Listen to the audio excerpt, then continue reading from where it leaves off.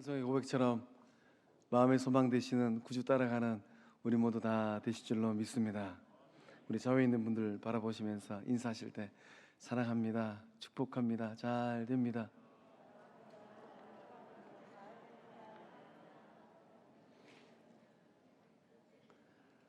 오늘은 특별히 어버이 주일입니다. 우리 주위에 있는 또 좌우에 있는 분들 바라보면서 효자입니다, 효녀입니다, 효부입니다.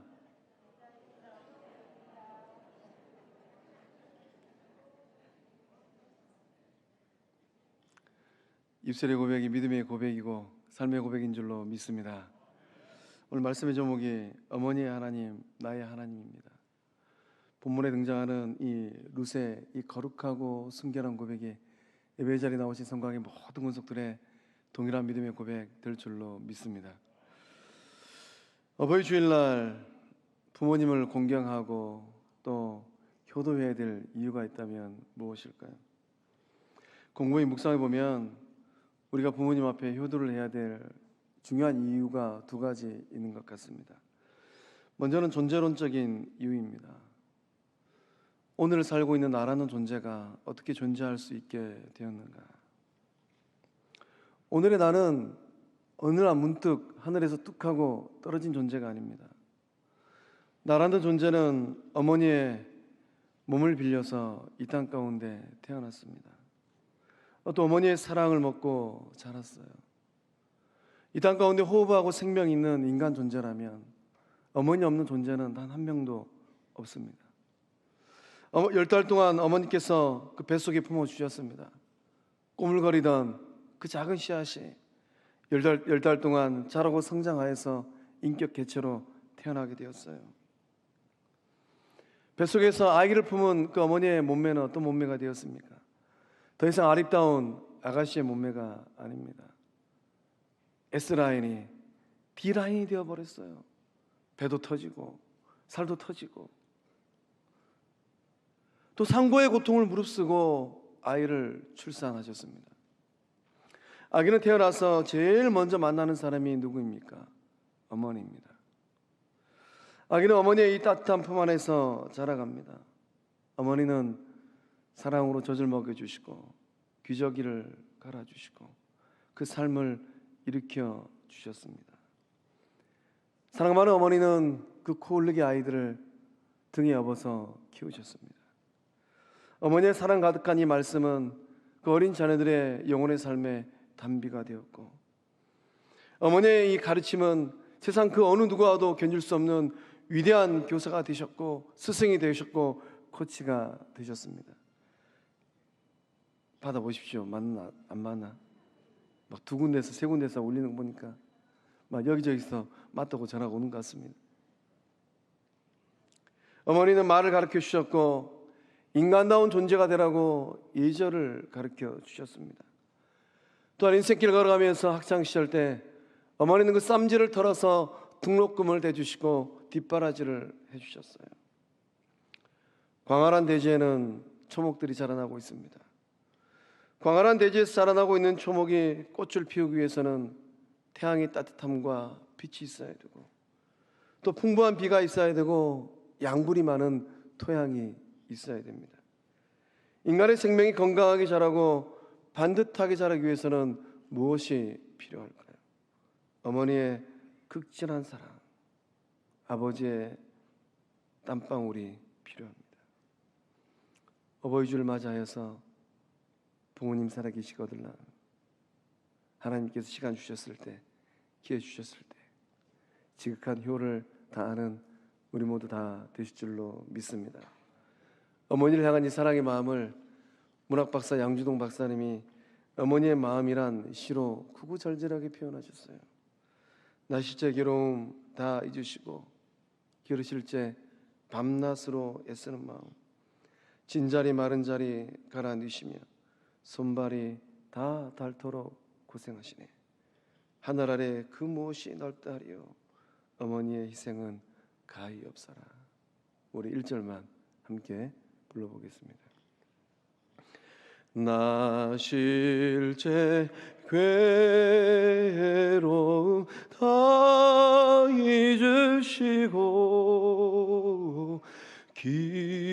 기르실 제 밤낮으로 애쓰는 마음 진 자리 마른 자리 가라니시며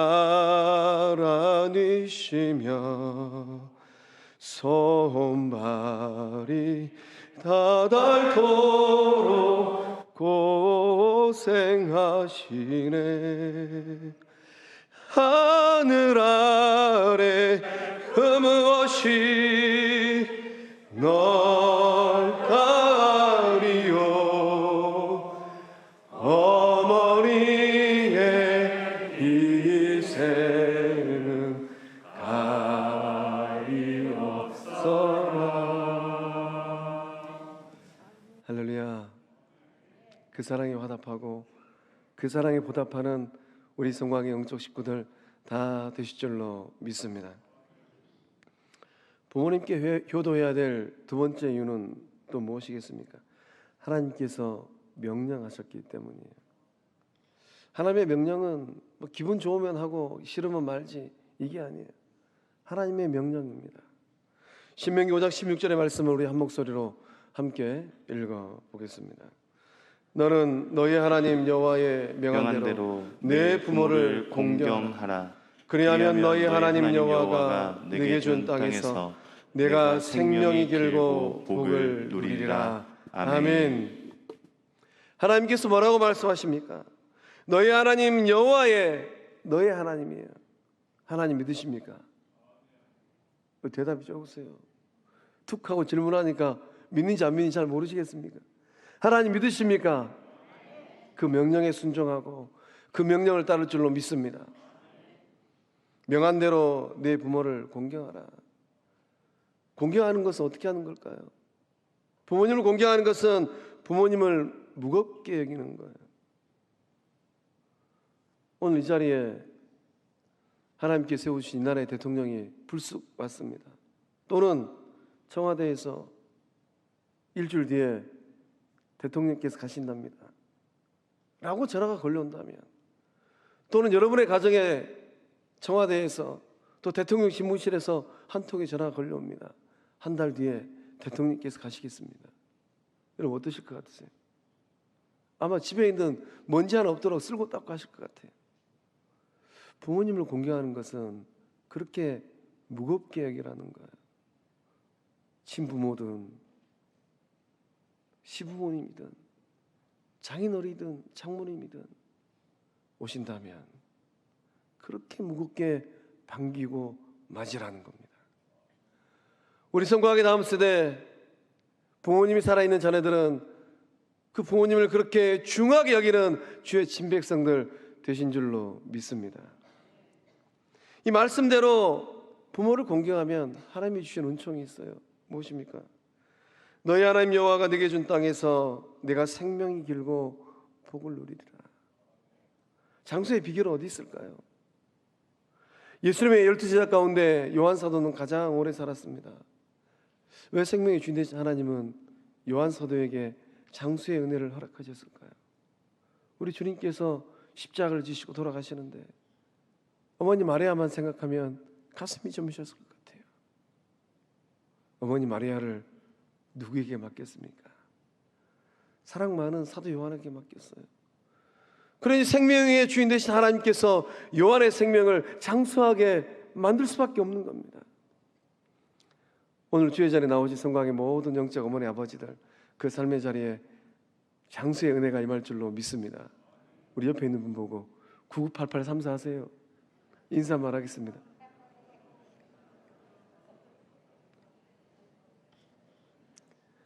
하나님께서 오늘 부르시면 주저하지 아니하고 천국 가고 싶어요. 제 목사의 고백입니다. 그러나 하나님께서 시간 주시고 생명 주셔서 하나님의 역사를 경험하고 하나님의 나라를 이루어가는 것 얼마나 복됩니까? 요한 사도에게 주신 그 생명의 은총을 다 받아 누리는 영적 공동체 될 줄로 믿습니다. 또 복을 누린다라고 말씀하고 계십니다. 어떤 복일까요? 장수의 복도 주시고 노즘 만물을 창조하신 하나님께서 이미 예비해 두신 여호와 이레의 복을 받아 누리게 될 줄로 믿습니다. 그 비결이 어디 있습니까? 내 노력이 아니라는 거예요. 아무리 인삼 먹고 홍삼 먹어도 하나님께서 허락하지 않으면 생명의 장수함의 복 입하지 않는다라는 겁니다. 그러나 말씀 따라서 부모님을 공경할 때, 말씀 따라서 부모님을 공경할 때 장수의 복도, 형통의 복도 임하게 될 줄로 믿습니다. 이렇게 좋은 효도의 삶을, 부모님을 공경하는 삶을 어떻게 하면 잘 살아낼 수 있을까요? 본문의 말씀에 룻을 보면서 깨닫고 영적 돈전받는 이 시간 될 줄로 믿습니다. 우리 16절 3절의 말씀을 함께 읽어보겠습니다. 룻이 이르되 내게 어머니를 떠나며 어머니를 따르지 말고 돌아가라. 강권하지 마옵소서. 어머니께서 가시는 곳에 나도 가고 어머니께서 머무시는 곳에서 나도 머물겠나이다. 아멘. 부모님을 공경하고 효도하는 것은 어떻게 하는 겁니까? 동행하는 거예요. 16절 이 말씀은 효부가 되고 효자가 되고 효녀가 되는 길이 있는데 어떤 길인가? 부모님의 곁을 지키라고 말씀하고 있습니다. 룻의 말 한마디 한마디가 소망의 말이고 희망의 말입니다. 나오미의 삶의 자리는 어떠합니까? 나오미의 삶의 자리는 베들레헴에서 살아보기 위해서 살림을 다 정리해서 남편과 두 아들 데리고 모압 땅으로 갔어요. 모압에서 10년 살이 했습니다. 그런데 이 10년 살이가 나오미의 삶에서는 절망이 되어버렸고 절벽이 되어버렸어요. 남편도 두 아들도 세상을 떠나게 되었습니다. 풍족하게 가지고 왔던 것들 다 어디론가 사라져 버렸어요. 그래 본문의 말씀에 나오미가 베들레헴 고향 땅으로 돌아와서 일가 친척들을 만나는데 사람들이 나오미를 만나고 이가 나오미냐 하는지라 너도 나도 깜짝 놀래버렸습니다. 10년 전에 나갔던 풍족하게 나갔던 나오미는 온데간데 없이 사라져 버렸어요. 그래서 나오미가 사람들에게 뭐라고 얘기합니까? 저를 나오미라고 부르지 마세요. 저는 나오미라고 불릴 자격이 없습니다. 이제부터는 마라라고 부르세요. 나오미의 이름의 뜻은 기쁨이란 뜻입니다. 희락이란 뜻이에요. 그렇게 기쁘고 희락의 삶이 되라는 이 나오미의 인생과 여정이 모압 땅 10년의 삶을 통하여서 마라가 되어버렸어요. 마라의 뜻이 무엇입니까? 괴로움이에요. 이스라엘 백성이 광야를 지나갈 때 이 마라의 쓴물을 맛보게 되었습니다. 너무나도 쓴 삶이 되어버렸어요. 소중하게 여겼던 남편도 두 아들도 다 잃어버렸습니다. 이런 나오미 곁을 누가 지키고 있습니다? 누가 지키고 있습니까? 룻이 지키고 있어요. 룻이 이런 나오미를 향하여서 주옥 같은 말을 고백하고 있는 겁니다. 이 룻의 이 말은 답답한 이 나오미의 마음을 시원케 했을 것 같아요. 이런 시어머니 나오미를 향하여서 룻이 진솔하게 고백을 하는데 뭐라고 고백했습니까? 어머니께서 가시는 곳에 저도 가겠습니다. 이 룻의 결연한 의지를 표현하고 있는 고백입니다. 어머니 나오미를 따라서 베들레헴으로 가겠다라는 거예요. 베들레헴은 한 번도 가본 적이 없는 이미 세상을 떠난 남편의 고향입니다.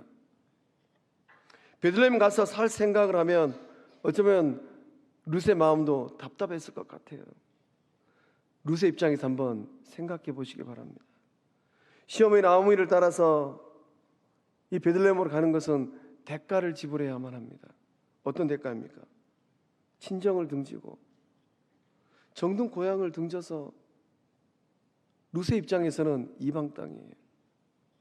말도 다르고 문화도 다른 유다 땅으로 들어가는 것입니다. 모든 것이 익숙하지 않을 수도 있어요. 낯설 수도 있습니다. 시어머니 외에는 아는 사람 한 명도 없을 수도 있어요. 그곳을 시어머니와 함께 들어가겠다라는 거예요. 이 나오미가 두 며느리에게 살 길을 찾아가라고 말하였습니다. 내 처지가 너무 딱하니까 너희들 살 길을 찾아가라. 두 며느리에게 너희 백성과 너희 신들에게로 돌아가라.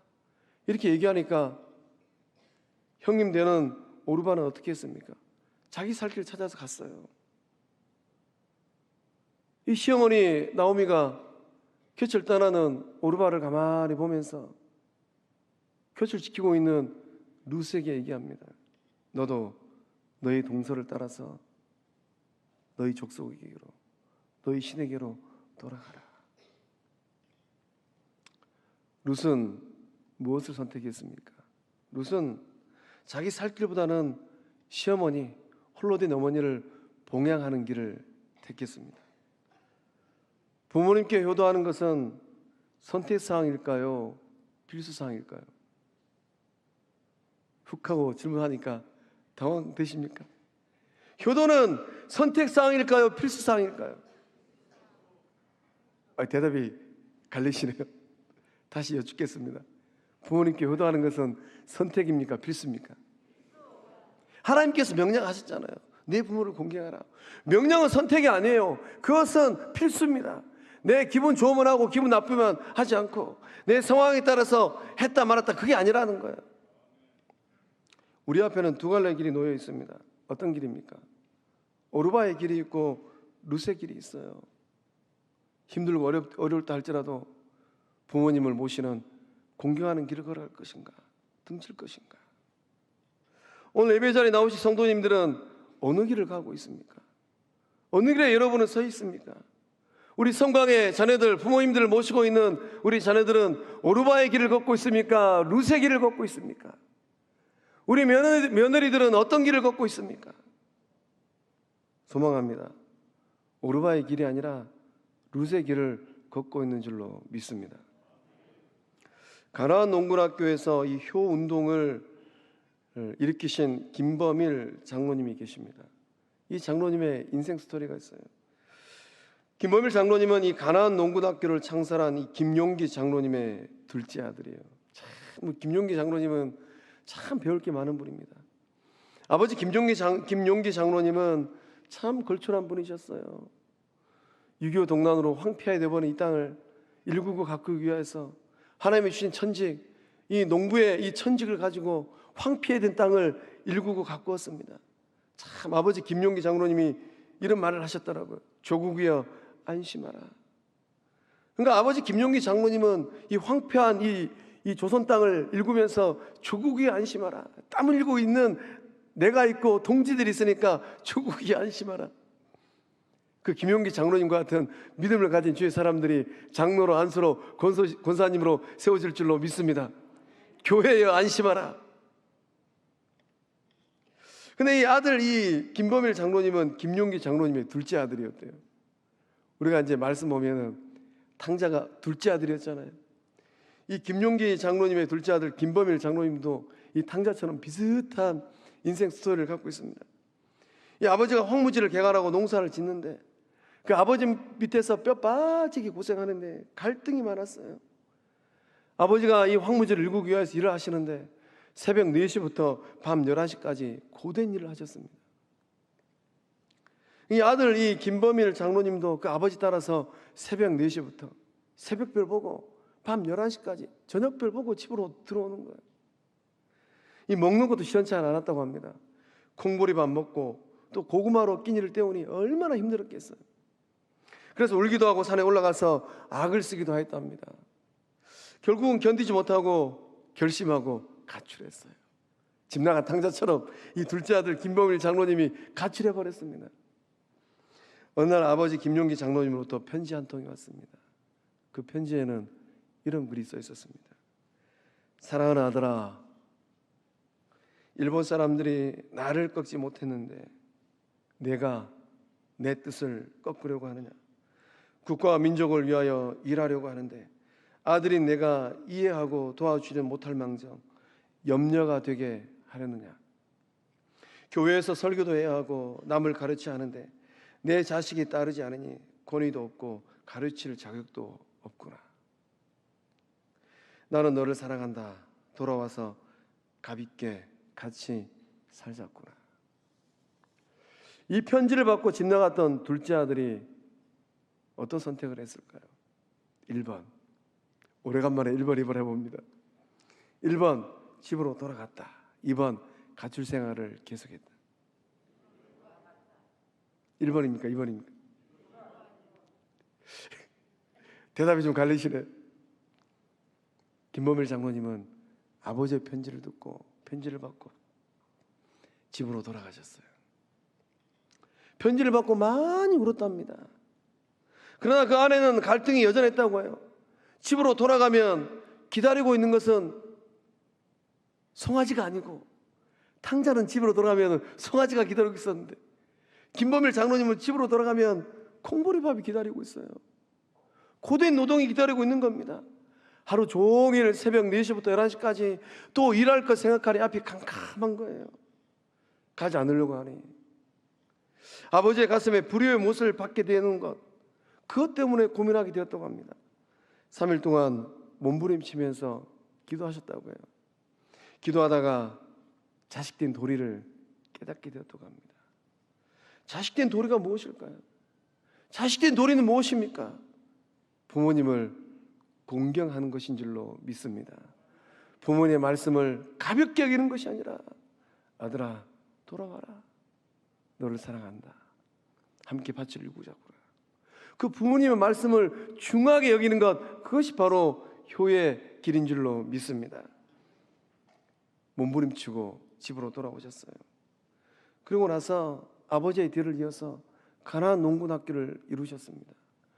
가나안 농군학교에서 많은 사람들에게 효를 가르치셨습니다.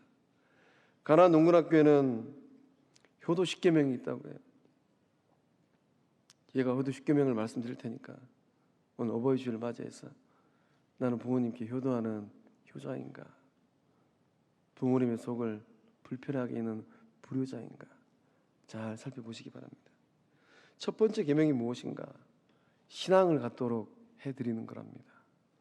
아직 예수님 믿지 아니하고 천국 소망을 갖고 있지 못한 어머니 아버지 계시다면 죽을 것을 각오하고 사랑하고 섬길 때 하나님 만나고 예수님 만나는 놀라운 역사가 임하게 될 줄로 믿습니다. 두 번째는 대답을 잘하고 말씀을 잘 들어드리는 거예요. 부모님 물으면은 못 들은 척 하지 마세요. 모른 척 하지 마세요. 세 번째는 표정을 밝게 하고 웃음을 잃지 않는 겁니다. 어머니 아버지 만나러 갈 때 꽃단장하고 가세요. 얼굴 환하게 하고 가라라는 것이죠. 네 번째는 궁금증을 풀어드리고, 다섯 번째는 자유롭게 쓸 수 있도록 용돈을 드리는 겁니다. 어버이 주일인데 객지에 있던 자녀들이 용돈 많이 보내주셨던가요? 어버이날 부모님 만나러 갈 때 용돈 두둑하게 준비하셨습니까? 저 끝에 계시는 우리 집사님 부부 계신 것 같은데 용돈 많이 준비하셨어요? 감사합니다. 여섯 번째는 향토적인 음식을 해드리고, 일곱 번째는 외모를 아름답게 꾸며드리는 거예요. 비싼 미장원 혼자만 가지 말고 어머니, 시어머니 모시고 미장원 가라라는 거예요. 여덟 번째는 일거리를 찾아드리고, 아홉 번째는 친구를 자주 만나게 해드리는 겁니다. 열 번째는 등을 긁어드리고 손톱, 발톱을 깎아드리는 거예요. 저도 오늘 저녁에 어머니 뵈러, 아버지 뵈러 가기로 했는데 손톱 깎기 가지고 갈 생각입니다. 가서 깎아드리려고요. 자식은 어떤 존재입니까? 자식은 부모의 곁을 지켜야 될 책임과 의무가 있는 존재예요. 효도는 어려운 것이 아닙니다. 효도는 부모님의 곁을 지키는 거예요.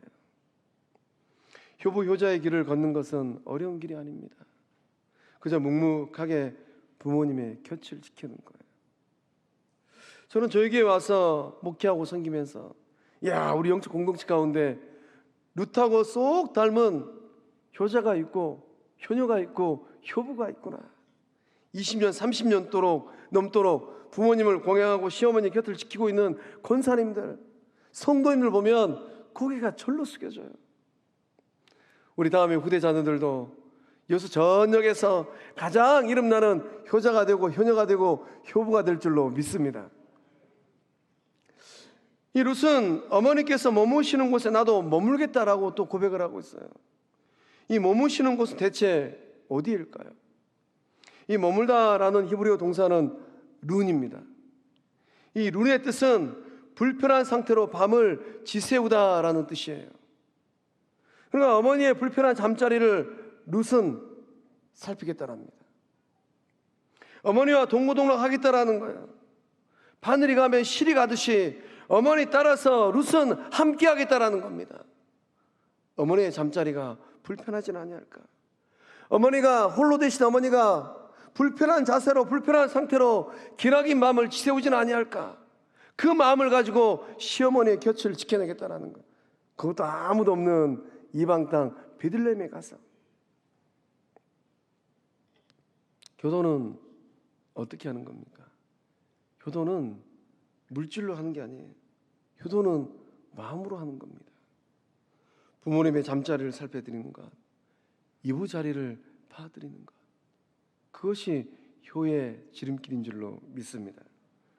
오늘 예배 자리에 나오신 성도님들의 부모님은 지금 어느 곳에서 머물고 계십니까? 혹여나 불편한 상태로 기나긴 밤을 보내고 있지는 않으십니까? 세상에 많은 부모님들이 쓸쓸한 노후를 보내고 계세요. 외롭게 세상을 떠나십니다. 돌봐주는 자식들이 없어서, 찾아오는 이 없어서 외로운 생을 마감하는 부모들이 얼마나 많이 있습니까? 효부 룻을 만난 나오미의 삶은 어떻습니까? 그 노후가 참 복된 삶으로 끝을 맺었습니다. 사랑하는 성광의 성도 여러분, 부모님들의 잠자리를, 식탁을 살피시길 바랍니다. 룻의 고백처럼 어머니를 살피고 아버지를 살필 때 하나님께서 예비해 놓으신 그 복을 다 받아 누리는 복된 삶의 여정들 되실 줄로 믿습니다. 부모님을 공경할 때 임하는 은총이 있습니다. 우리 16절 하반절의 말씀을 함께 읽어보겠습니다. 어머니의 백성이 나의 백성이 되고 어머니의 하나님이 나의 하나님이 되시리니. 아멘. 부모님을 공경하는, 효도하는 삶을 살 때 우리의 삶에 임하는 은총은 무엇입니까? 하나님을 감동케 한다는 거예요. 룻이 모압 친정으로 돌아갔다라고 가정해 보면 룻의 삶은 어떻게 되었을까요? 룻의 인생은 도루묵 인생으로 끝났을 것 같습니다. 모압 이방신을 다시금 섬겨야 됩니다. 그러나 룻은 시어머니 나오미를 통하여서 하나님을 만나게 되었어요. 룻은 시어머니의 인생과 믿음을 통하여서 믿음을 갖게 되었습니다. 그 룻은 그렇게 고백하고 있는 거예요. 이전에 잘못된 신앙으로 돌아가지 않겠다라는 겁니다. 어머니 하나님이 나의 백성이 된다라고 얘기하고 있어요. 룻의 인생을 곰곰이 생각해 보시기 바랍니다. 하나님을 믿는 가정에 시집을 간다라고 그 전에 섬겼던 모압의 신 그 모습을 버려버렸어요. 주변에 있는 많은 사람들이 룻을 보고서 수군거렸을 것 같습니다. 이보게 룻이 우리 모압 신 그 모습을 버려버리고 하나님 믿는 그 집안에 시집 간다네. 10년이라는 세월 흘러갔을 때 룻의 자리는, 삶의 자리는 어떻게 되었습니까? 시아버지도 남편도 가지고 있던 많은 재산도 다 잃어버리게 되었어요. 룻 주변에 있는 사람들이 뭐라고 수군거렸을까요? 우리가 믿는 모압의 신 그 모습을 버리고 하나님 믿는 집안에 시집가더니만 저렇게 되어버렸구나. 사람들이 수군거렸을 것 같습니다. 그런데 룻은 그런 삶의 자리에서 어머니 나오미를 통하여서 하나님을 만났어요. 하나님을 믿는 사람들이 믿음의 길을 걸어가고 인생길을 걸어갈 때 때로는 고난과 환난과 걱정과 염려와 내가 감당하지 못할 인생의 문제들이 불어닥칩니다. 나오미는 그러한 삶의 자리에서도 믿음을 저버리지 않았습니다. 룻은 시어머니 나오미를 통하여서 하나님을 알고 하나님을 믿는 게 무엇인가 그것을 발견하였던 것입니다. 우리가 그 고결한 믿음을 우리 후대들에게 물려줄 줄로 믿습니다. 그래서 룻은 고백하는 거예요. 어머니의 백성이 나의 백성입니다. 나오미를 따라가는데 이 말의 의미를 곰곰이 생각해 보면 어떤 의미입니까? 국적을 바꾸겠다라는 거예요. 이제는 민족도 바꾸겠다라는 겁니다. 모압 족속으로 사는 것이 아니라 어머니의 백성 유대인으로 살겠다라는 거예요. 이스라엘 민족으로 살겠다라는 겁니다. 이 룻은 무엇하기 위해서 그런 결단을 했을까요? 홀로 남은 시어머니 봉행하기 위함입니다. 참 고결한 마음이에요. 문제가 하나 있습니다. 무엇이 문제입니까? 룻이 모압의 딸이라는 거예요. 룻의 마음은 참 가상합니다. 민족을 바꾸고 국적을 바꾸려고 하는 이 마음 너무나도 가상해요. 그러나 모압 족속이 이스라엘 민족이 되는 것은 불가능합니다. 하나님께서 막으셨기 때문에. 신명기 23장 3절의 말씀이 정확하게 맞고 있습니다. 함께 읽어보겠습니다. 시작. 암몬 사람과 모압 사람은 여호와의 총회에 들어오지 못하리니 그들에게 속한 자는 10대뿐 아니라 영원히 여호와의 총회에 들어오지 못하리라. 아멘. 암몬 족속과 모압 족속의 자손들 10대를 넘어서 영원히 이스라엘 총회에 들어올 수 없다라는 거예요. 하나님께서 정확히 막아버리셨습니다. 아무리 용을 써도 모압의 딸, 모압 족속인 이 룻은 이스라엘 국적을 취득할 수가 없어요. 룻은 이런 금기 조항을 아는지 모르는지 거침없는 고백을 하고 있습니다. 어머니의 백성은 저의 백성입니다. 어머니 따라서 이스라엘 국적, 유대인의 국적을 저는 취득하겠습니다. 마음은 참 가상합니다. 하나님이 막으셨어요. 선을 명확하게 그으셨습니다. 이런 룻의 마음을 하나님은 아시고 하나님께서 금기 조항을 깨뜨리셨습니다. 하나님께서 뜻을 돌이키셨어요. 구약성경을 읽다 보면 뜻을 돌이키시는 하나님을 만나게 됩니다. 출애굽한 이스라엘 백성들이 시내산에서 황금송아지를 만들었어요. 그리고 아론과 더불어서 이것이 신이다 라고 북치고 깽가리치고 장구치고 엎드려 경배하고 하나님께서 그것을 보시고 출애굽한 유대민족을 다 진멸하시려고 했습니다. 그때 누가 막아섰습니까? 하나님의 사람 모세가 딱 막아섰습니다. 하나님, 이 민족을 죽이시려면 저를 생명책에서 저 이름을 지워버리십시오. 하나님께서 모세의 이 기도를 들으시고 뜻을 바꾸셨어요. 오늘 본문에 등장한 룻의 거룩한 고백을 들으시고 하나님께서 마음을 바꾸셨습니다. 뜻을 바꾸셨어요. 하나님은 모압의 딸 이 룻을 이스라엘 백성으로 받아주신 줄로 믿습니다. 모압 국적이 선민 유대인의 국적, 이스라엘의 국적으로 바뀌어버린 것입니다. 룻의 고백과 인생을 통하여서 우리가 깨닫게 되는 것이 하나 있습니다. 하나님께서는 부모를 공경하기 위해서 죽을 각오를 하고 국경을 넘는 이들에게 은혜를 베푸신다는 사실입니다. 그 은혜가 오늘 부모를 공경하기 위해서 삶의 허리띠를 꽉 졸라매고 부모를 따라가는 효하는 주의 백성들의 삶에 동일하게 임하게 될 줄로 믿습니다. 룻이 또 이런 고백을 합니다. 어머니 하나님이 나의 하나님이 되십니다. 이제는 민족도 국적도 바꾸고 이제는 신도 바꾸겠다라는 거예요. 룻의 이 말은 어머니의 마음을 감동시켰습니다. 그것으로 끝나지 않았어요. 룻의 이 말은 하나님의 마음까지도 감동시키는 선한 믿음의 고백이 된 것입니다. 어머니의 하나님, 그 하나님이 나의 하나님이라는 거예요. 어머니의 하나님은 누구입니까? 아브라함의 하나님이고 이삭의 하나님이고 야곱의 하나님인 줄로 믿습니다. 홍해를 가르친 하나님이고 출애굽의 역사를 이루어내신 하나님인 줄로 믿습니다. 그 하나님을 나의 하나님으로 삼겠다라는 거예요. 하나님을 감동케 했던 룻의 삶이 어떻게 되었습니까? 남편도 잃어버렸어요. 가진 것도 없습니다. 하나님께서 그 삶의 자리에 길을 열어주신 줄로 믿습니다. 보아스를 만났어요. 아무것도 가지지 않았던 룻이 보아스를 만나서 소유함이 넘치는 삶이 되었습니다. 그것으로 끝나지 않습니다. 하나님께서 어머니 하나님 나의 하나님으로 만들겠다는 거룩한 믿음을 가진 이 룻을 다윗의 중조모로 만들어 주셨어요. 그것으로 끝나지 않죠. 생명의 구주 되신 예수님의 그 족보에 모압의 딸 룻의 이름이 당당하게 기록된 줄로 믿습니다. 오르바의 인생은 어떤 인생이 되었을까요? 살기 위해서 어머니를 버리고 자기 살 길 찾아갔던 오르바의 인생.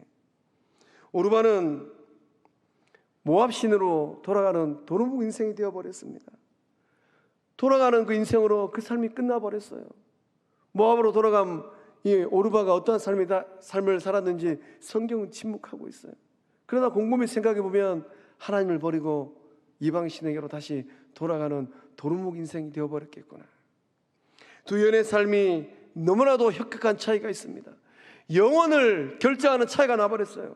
무엇 때문에 이런 차이가 났습니까? 부모님을 공경하는 효성의 마음이 있는가, 효를 향하는 마음이 있는가 없는가가 차이를 만들어 버렸습니다. 사랑하는 성광의 성도 여러분, 여러분이 만나고 있는 하나님은 어떤 하나님입니까? 모압의 딸 룻을 언약의 딸 이스라엘의 딸로 만드신 하나님을 만나고 계신 줄로 믿습니다. 이방 여인을 믿음의 조상으로 만들어주신 하나님을 만나고 계신 줄로 믿습니다. 살아계신 하나님을 향한 거룩한 믿음으로 부모님을 공경할 때 놀라운 생명의 역사가 동일하게 임하게 될 줄로 믿습니다. 부모님을 향하여서 효를 향하고 공경할 때 신분이 변하고 환경이 변하고 삶의 자리가 변하는 동일한 역사함들이 나타나게 될 줄로 믿습니다. 효는 또 어떻게 해야 하는 것입니까? 우리 17절의 말씀을 함께 읽어보겠습니다.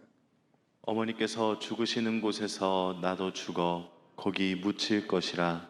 만일 내가 죽는 일 외에 어머니를 떠나면 여호와께서 내게 벌을 내리시고 더 내리시기를 원하나이다 하는지라. 아멘. 룻의 마음은 오로지 효를 행하는 마음으로 가득 차 있습니다. 시어머니 나오미가 죽는 곳에서 룻도 죽겠다고 고백하고 있습니다. 룻의 이런 결심은 그저 그런 결심이 아닙니다. 죽음을 각오한 결심이에요. 요사이 정말 찾아보기 힘든 마음인 것 같습니다. 부모를 위하여서 기꺼이 죽기를 각오하는 마음이에요. 우리 자녀들은, 부모님을 모시고 있는 우리 자녀들은 동일한 마음, 죽기를 각오하는 마음이 있는 줄로 믿습니다. 왜 대답이 적어주십니까? 죽기를 각오하는 마음이 없으신가 봐요. 부모를 향하여서 죽기를 각오하는 마음으로 효의 길을 걷고 있는 줄로 믿습니다. 룻이 나오미의 곁을 떠나는 일은 단 하나입니다. 죽음이에요. 죽음이 갈라놓는 일 외에는 절대로 떠나지 않겠다라는 겁니다. 근데 룻의 이 고백 가운데 우리가 곰곰이 묵상해야 될 말씀이 있어요. 만일 이후의 말씀입니다. 만일 내가 죽는 일 외에 어머니를 떠나면 어떠한 일이 있기를 소망하고 있습니까? 여호와께서 내게 벌을 내리시고 더 내리시기를 원하나이다. 이 고백의 의미가 무엇입니까? 룻이 아주 센 강도로 고백하고 있어요. 룻은 이 나오미 앞에서 맹세를 하고 있습니다. 어떤 맹세입니까? 저주를 동반한 맹세예요. 제가 죽는 일 외에 어머니를 떠나면 하나님께서 벌을 내리는 이 저주를 달게 더 받겠습니다라고 고백하고 있는 겁니다. 룻은 하나님의 이름으로 맹세를 하고 있습니다. 모압 신을 믿었던 사람이에요. 이제는 하나님의 이름으로 맹세를 하고 있어요. 하나님의 이름으로 맹세하는 것은 변할 수 없는 맹세입니다. 불변의 맹세예요. 어길 수 없는 그 맹세를 하고 있는 겁니다. 저주를 받게 노라는 그런 결단의 의지를 가지고 맹세하고 있는 거예요. 룻은 신명기 27장 16절의 말씀을 동일하게 고백하고 있는 겁니다. 신명기 27장 16절의 말씀을 우리 함께 읽어보겠습니다. 그의 부모를 경홀히 여기는 자는 저주를 받을 것이라 할 것이요 모든 백성은 아멘 할지니라. 아멘. 제가 다시 한번 읽어드릴 테니까 진솔하게 고백하시기 바랍니다. 그의 부모를 경홀히 여기는 자는 저주를 받을 것이라. 왜 아멘 안 하십니까? 지금까지 살아오면서 경홀히 여긴 일들이 너무 많았을까요? 하나님께서 저주하신다고 말씀하니까지 두려우십니까? 다시 한번 읽어드리겠습니다. 그의 부모를 경홀히 여기는 자는 저주를 받을 것이라. 아멘. 이 믿음의 고백으로 부모님을 모시고 있는 줄로 믿습니다. 하나님의 말씀에는 축복의 말씀만 있지 않습니다. 저주의 말씀도 있어요. 부모님과 관련된 말씀, 이 저주의 무게는 굉장히 무겁습니다. 그것을 아셔야 돼요. 출애굽기 21장 15절과 17절의 말씀에 뭐라고 기록되어 있는가? 자기 아버지나 어머니를 치는 자는 반드시 죽일지니라. 자기의 아버지나 어머니를 저주하는 자는 반드시 죽일지니라. 저는 이 두 말씀이 대한민국 헌법의 형법에 기록되었으면 좋겠습니다. 잠언 30장 10절의 말씀에 아비를 조롱하며 어미 순종하기를 싫어하는 자의 눈은 골짜기에 까마귀에게 쪼이고 독수리 새끼에게 먹히리라. 아멘이십니까? 반대로 부모님을 공경하면 우리에게 임하는 축복은 어떤 축복이 임하겠습니까? 에베소 6장 1절과 3절의 말씀 우리 함께 읽어보겠습니다. 자녀들아 너희 부모를 주 안에서 순종하라. 이것이 옳으니라. 내 아버지와 어머니를 공경하라. 이것이 약속 있는 첫 계명이니 이는 내가 잘 되고 땅에서 장수하리라. 아멘. 효를 행함으로 이 말씀의 고백처럼 땅에서 장수하고 잘 되는 복을 다 받아 누리는 우리 모두 될 줄로 믿습니다. 사랑하는 성광의 성도 여러분, 복과 저주는 어디 있을까요? 여러분 앞에 복과 저주가 놓여 있습니다. 부모님을 공경할 것인가, 불효할 것인가? 효자의 길을 걷고 효부의 길을 걸어서 하나님께서 예비해 놓으신 이 복을 다 받아 누리는 우리 모두 될 줄로 믿습니다. 기도하겠습니다. 사랑의 하나님, 오늘을 사는 우리들에게 부모님을 통한 사랑과 은혜를 받아 누리게 하심에 감사함을 드립니다. 낳아주시고 길러주시고 뒷바라지 해주신 어머니 아버지를 향한 감사의 고백이 깊어지게 하여 주시옵소서. 내 부모를 공경하라 말씀하였사오니 말씀 따라 순종하게 하여 주시옵소서. 부모님 곁을 지켜드리는 효자, 효녀, 효부되게 하여 주시옵소서. 하나님을 향한 순전한 믿음으로 부모님을 섬기게 하여 주시옵소서. 죽기를 각오하고 부모님을 섬기는 우리 모두 되게 하여 주시옵소서. 하나님 나라 가신 부모님을 생각할 때 이제 이후로 남은 삶을 생명 주시고 사랑 주신 성부 하나님, 아버지 하나님을 사랑하고 더욱 사랑하는 삶이 되게 하여 주시옵소서. 우리 성광의 후대들이 효부되게 하시고 효녀되게 하시고 효자되게 하여 주시옵소서. 역사하심을 믿사옵고 생명 되시는 예수님의 이름으로 기도하옵나이다. 아멘.